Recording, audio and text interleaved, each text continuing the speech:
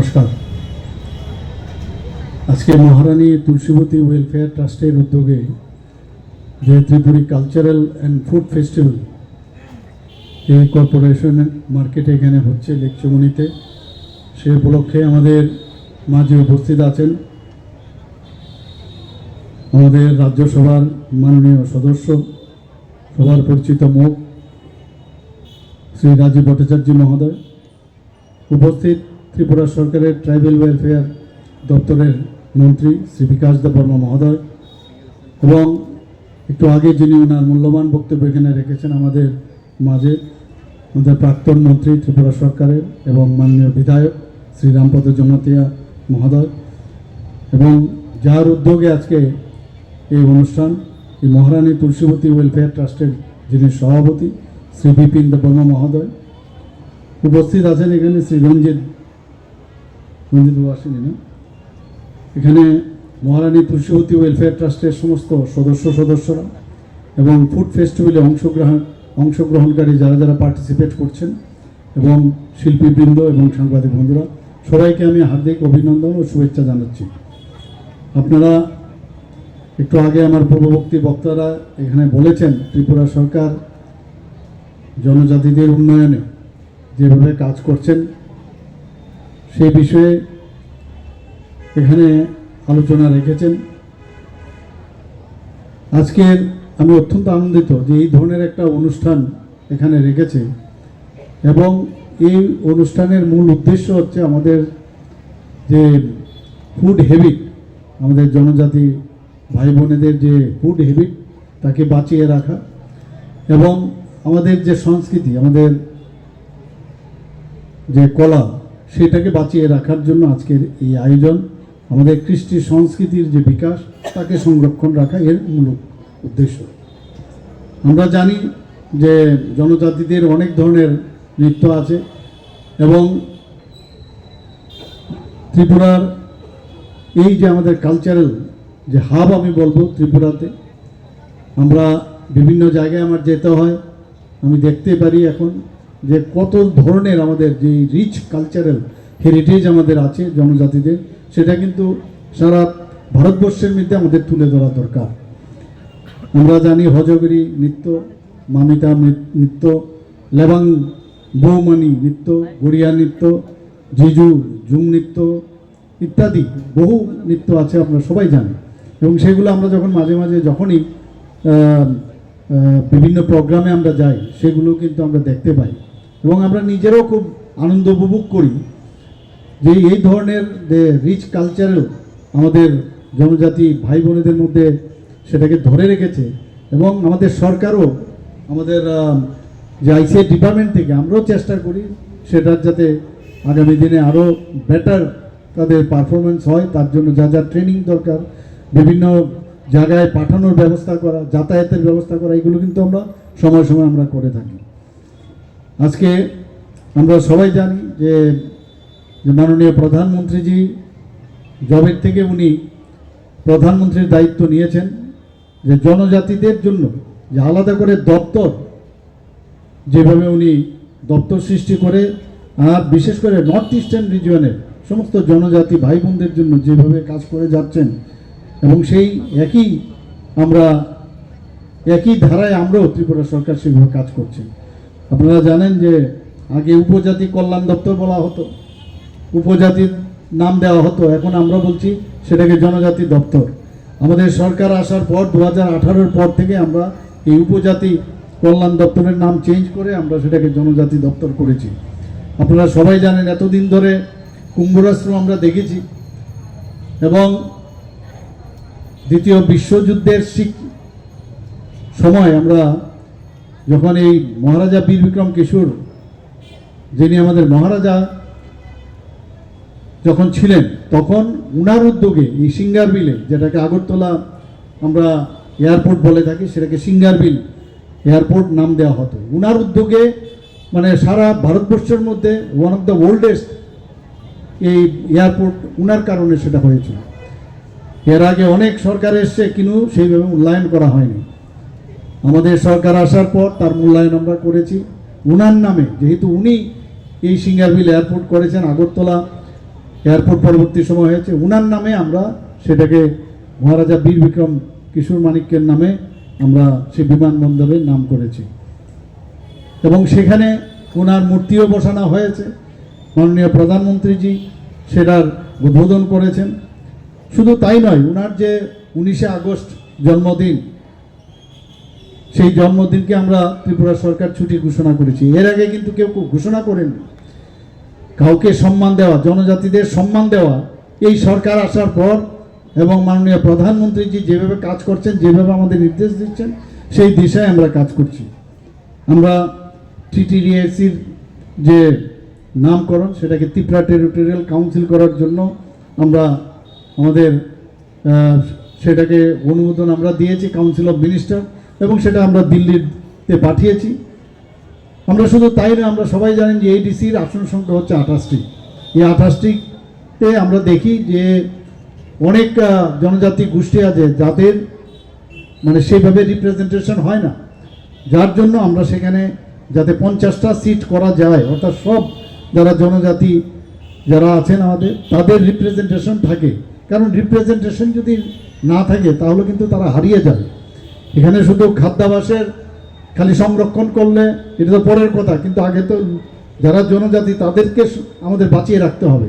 তার জন্য 50টা সিটের আমরা মানে সেটার আসন সংখ্যা যাতে বাড়ে 28 থেকে, তার জন্য আমরা কেন্দ্রীয় সরকারের কাছে পাঠিয়েছি। আমরা অ্যাসপিরেশনাল ব্লক 12টি ব্লককে আমরা অ্যাসপিরেশনাল ব্লক হিসেবে আমরা এই সরকার আসার পর আমরা সেটাকে ডিক্লেয়ার করেছি এবং ধলাই ডিস্ট্রিক্টকে আমরা অ্যাসপিরেশনাল ডিস্ট্রিক্ট হিসেবে আমরা ডিক্লেয়ার করেছি। সেখানে যা বাজেট আছে এক একটা ডিস্ট্রিক্টের জন্য, তার জন্য 8 থেকে 10% আমরা বেশি সেখানে অতিরিক্ত যাতে বেশি করে ব্যয় করা যায় উন্নতির লক্ষ্যে, সেই কারণে আমরা সেখানে করেছি। আপনারা জানেন প্রায় 23 বছর ধরে ব্রু রিয়াং শরণার্থীরা কীভাবে ত্রিপুরাতে খালি কথাই বলতো, কেউ দেখেনি ওনাদের। আমাদের সরকার, কেন্দ্রীয় সরকার মিলে এই ব্রু রিয়াং শরণার্থীর যে সমস্যা সেটা কিন্তু আমরা সমাধান করতে সক্ষম হয়েছি। আপনারা এটাও জানেন যে 2019 থেকে এখন পর্যন্ত প্রায় 7 জনকে ক্রমান্বয়ে এখানে আমাদের তাদেরকে পদ্মশ্রী সম্মানে ভূষিত করা হয়েছে। সবাই জানেন, এর আগে তো কোনোদিন আমরা শুনিনি এইভাবে কারোর কোনো সরকারিভাবে করেছে। যন্ত্রশিল্পী শ্রী থাঙ্গা ডাওলং 2019-এ, 2020 সালে বেনিচন্দ্র জমাতিয়া, 2021 সালে সত্যরাম রিয়াং, তাছাড়া 2023 সালে আমরা মনোনত্ব জেঠাদিরাম এনসি দেববর্মা এনসিদাকে, তাছাড়া বিক্রম বাহাদুর জমাতিয়া পদ্মশ্রী সম্মান আমরা ভূষিত করি। এবং 2024 সালে আমাদের সবাই জানেন চিত্তরঞ্জন মহারাজ, চিত্তরঞ্জন দেববর্মা, ওনাকে আমরা মানে প্রধানমন্ত্রীজির কারণে সেটা সম্ভব হয়েছে। শ্রীমতী স্মৃতি রেখা চাকমা, ওনাকে পদ্মশ্রী দেওয়া হয়েছে। তো এটা তো এর আগে কখনো করেনি। এটা বুঝতে হবে যে জনজাতিদের আসল বন্ধুকে। প্রধানমন্ত্রীজি বারবার বলছেন জনজাতিদের যদি উন্নয়ন না হয়, লাস্ট ব্যক্তি তাদের যদি উন্নয়ন না হয় এবং তাদেরকে প্রপারলি সম্মান যদি না দেওয়া যায়, তাহলে এই দেশ বা এই রাজ্যের কোনোদিন উন্নয়ন সম্ভব না। আপনারা এটাও জানেন বড়মোড়া পাহাড়ের এটার নাম আমরা হাতাই কতর আমরা সেই নাম দিয়েছি। আমরা গন্ডা তৈসা, আমরা সেটাও গন্ডা ছড়ার নাম পরিবর্তন করে গন্ডা তৈসা করেছি। হাচুক বেরেম 18 মোড়া পাহাড়ের নাম, সেটাকেও আমরা চেঞ্জ করেছি। এগুলো বলার অর্থটা হচ্ছে এই সরকার কতটুকু সেন্সিটিভ যে জনজাতিদের জন্য। খালি মুখের কথা নয়, আমরা সবসময় জানি যে আমরা সবসময় যেটা আমি বলি, অ্যাকশন ইজ বেটার দ্যান ওয়ার্ডস। খালি মুখে না, কাজেও আমরা সেটা আমরা দেখাই। এখানে গড়িয়া পূজার কথা যদি বলি, আগে 1 দিনের ছুটি ছিল, সেই গড়িয়া পূজাকে আমরা 2 দিনের ছুটি আমরা ঘোষণা করেছি। আপনারা জানেন যে আগে আমাদের এখানে উগ্রপন্থীর যে সমস্যা ছিল, সমস্ত নর্থ ইস্ট জোনে উগ্রপন্থী, আর জনজাতি গোষ্ঠীর যারা আছেন তারাই কিন্তু এটার মধ্যে বেশি মানে বলা যায়, তারাই কিন্তু এটা মানে এরা এর মধ্যে যুক্ত ছিল। মাননীয় প্রধানমন্ত্রীজি আমাদের এবং গৃহমন্ত্রীজির উদ্যোগে আজকে কিছুদিন আগেও আপনারা ATTF NLFTর সাথে আমাদের চুক্তি স্বাক্ষরিত হয়েছে। আমাদের ত্রিপুরা সরকার, ভারত সরকার, NLFT এবং ATTF, এতে করে 24শে সেপ্টেম্বর 2024-এ সমস্ত এনএলএফটি এবং এটিটিএফ এর সদস্যগণ তাদের অস্ত্র ত্যাগ করেছে, আপনারা নিশ্চয়ই দেখেছেন। এতে করে ত্রিপুরা বলা যায় যে এখন কোনো রকম উগ্রপন্থীর সেখানে উগ্রপন্থী মুক্ত ত্রিপুরা, এটা বলা যায়। তো সব দিকে আমরা চেষ্টা করছি। আগে কথায় কথায় মানে বিভিন্ন জায়গায় টেররিস্টদের আক্রমণে নিরীহ লোক মারা যেত, অপহরণ হতো, বহু লোক আমরা দেখেছি একটা অশান্তির পরিবেশের কারণে বাইরের থেকে আসতো না এখানে। আমরা যখন এখান থেকে ধর্মনগর যেতাম আতঙ্কের মধ্যে আমাদের যেতে হয়েছে, এসকর্ট দিয়ে যেতে হতো। সেই থেকে এখন মুক্তি পেয়েছি, রাত্রি 12টা 1টা 2টোতে যখনই চান আপনি এখন যেতে পারবেন। সেই ব্যবস্থা এখন এটা একমাত্র সম্ভব হয়েছে আমাদের মাননীয় প্রধানমন্ত্রীজি এবং আমাদের মাননীয় হোম মিনিস্টারের কারণে সেটা সম্ভব হয়েছে। শুধু তাই নয়, এটা তো গেল শান্তি রক্ষার ক্ষেত্রে, সম্মানের বিষয়, খাদ্যাভ্যাসের কথা তো আমি বললাম, আমাদের যে নৃত্যর এবং বিভিন্ন সঙ্গীতের বিষয় আমি বলেছি। আমাদের ছেলেদের এখানে আমাদের রাজীববাবু বলেছেন যে শিক্ষার ক্ষেত্র আমাদের যারা এখানে ছেলে মেয়েরা আছেন এখানে, আপনারা দেখবেন যে জনজাতিদের যারা স্টাইপেন্ড ও স্কলারশিপ তার ব্যবস্থা আমরা করেছি, pre matric post matric scholarship সেটাতেও আমরা ব্যবস্থা করেছি।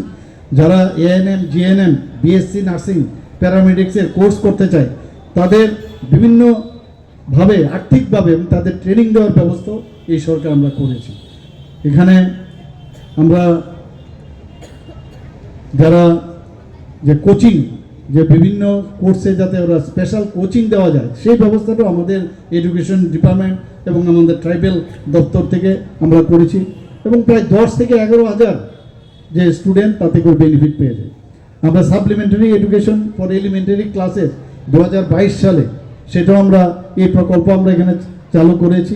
তাতে করে প্রায় 10,138 জন ছাত্রছাত্রীদের কোচিং আমরা 413টা কোচিং সেন্টার আমরা ব্যবস্থা করেছি। বিভিন্ন যারা এখানে, বিশেষ করে আমি এই কথাগুলো বলছি যারা আমার ছোট ছোট মেয়েরা এখানে আছেন, আপনারা জানেন যেগুলো জনজাতি ছাত্রছাত্রীদের যে আবাসগুলো আছে সেগুলোকে মডার্নাইজ করা আমরা সেই ব্যবস্থা আমরা করেছি। বায়োমেট্রিক অ্যাটেন্ডেন্স সিস্টেম করেছি, ছাত্রী বাসগুলোতে স্যানিটারি প্যাড ভেন্ডিং মেশিন আমরা বসিয়েছি, ইন্টারনেট যাতে ওখানে ব্যবস্থা করার সাথে সাথে কম্পিউটার সেটও সেখানে আমরা ব্যবস্থা করেছি, সিসিটিভি ক্যামেরা নিরাপত্তার কারণে সেই ব্যবস্থা করেছি, স্মার্ট টিভির সাথে টাটা স্কাইয়ের সাথে যুক্ত করেছি আমরা, স্মার্ট ক্লাস, সাইকোলজিক্যাল কাউন্সিলিং, বিভিন্ন যে আসবাবপত্র লাগে স্টিল আলমারি, school bag, solar lamp, filter ও জলের ট্যাঙ্ক, এই ব্যবস্থা আমরা করেছি। এখানে যারা আমার মেয়েরা আছেন নিশ্চয়ই আপনারা স্টুডেন্টরা নিশ্চয়ই সেইগুলো আপনারা পাচ্ছেন, আপনারা নিশ্চয়ই দেখেন এগুলো, আগে কিন্তু এগুলো দেখতাম না। এবং এই জনজাতিদের জন্য আমরা 3টা ডিগ্রি কলেজ হোস্টেল আমরা করেছি, একটা মহিলা কলেজে করেছি, আম্বেদকর কলেজে ফটিকরায়ে করেছি, গন্ডাছড়া সরকারি কলেজ সেখানে করেছি। তাছাড়া একলব্য যে মডেল রেসিডেন্সিয়াল স্কুল এখানে আমাদের রামপদদার এখানে একটা আছে রেসিডেন্সিয়াল স্কুল একলব্য, মাননীয় প্রধানমন্ত্রীজি প্রায় 21টার মতো এই ইএমআরএস যে একলব্য মডেল রেসিডেন্সিয়াল স্কুল তার উনি ব্যবস্থা এখানে করেছেন। এর মধ্যে 6টার মতো চালু হয়েছে, 2টো মাননীয় প্রধানমন্ত্রী নিজে এসে তার উদ্বোধনও করেছেন এবং বাকি আরও যে একলব্য মডেল রেসিডেন্সিয়াল স্কুল সেগুলো আশা করি আমরা 2025-26 সেটা সম্ভব হবে। অর্থাৎ গুণগত শিক্ষা কিভাবে দিতে হয় আমাদের সরকার সেই দিশায় আমরা কাজ করি। আমরা রাজনীতি কম, মানুষের জন্য কাজ করা এবং যারা এতদিন যাদেরকে কেউ কোনোদিন চিন্তা করেননি তাদের সম্পর্কে এই সরকার এখন আমরা চিন্তা করছি। আমরা রাজ্যে বর্তমানে প্রায় 13টি জনজাতি বিশ্রামাগার আমরা চালু করেছি, বনধন বিকাশ কেন্দ্র আমরা স্থাপন করেছি, মুখ্যমন্ত্রী রাবার মিশন প্রকল্প চালু আছে। তাছাড়া এখানে বনাধিকার আইন 2006 সেটার বাস্তবায়ন আমরা করেছি এবং আপনারা শুনে খুশি হবেন যে জনজাতিদের উন্নয়নের জন্য ভারত সরকার প্রায় 100 কোটি টাকা দিয়ে একটি বিশেষ প্যাকেজ মঞ্জুর করেছে। শুধু তাই নয়, প্রধানমন্ত্রী আদর্শ গ্রাম যোজনায় এটার ইমপ্লিমেন্টেশন আমরা করছি।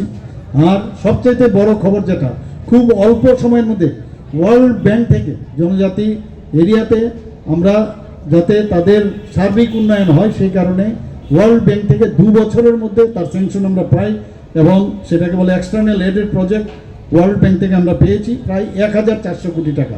এতে করে রাস্তাঘাট বিভিন্ন ওখানের যে মানে কমিউনিকেশন থেকে শুরু করে স্কুল, সেই তার ব্যবস্থা, কলেজ, সেই কাজগুলো যেন করা যায় সেই কাজটা আমরা করছি।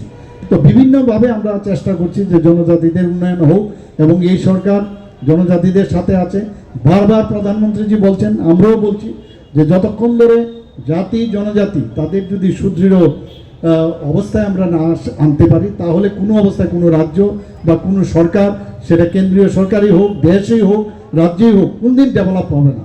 কাজে আমরা সবাই মিলে একসাথে, যেটা রাজীববাবু বলেছেন বারবার, যে এক ত্রিপুরা শ্রেষ্ঠ ত্রিপুরা আমরা তৈরি করব। সবাই মিলে যদি আমরা কাঁধে কাঁধ মিলিয়ে, হাতে হাত মিলিয়ে আমরা কাজ করি, তবেই সেটা সম্ভব হবে। সবাইকে অসংখ্য ধন্যবাদ জানিয়ে আজকের যে কারণে আমরা সবাই এখানে একত্রিত হয়েছি সেটা সাফল্য হোক। সবাইকে আমি আবার ধন্যবাদ দিয়ে আমার বক্তব্য শেষ করছি। নমস্কার, জয় হিন্দ।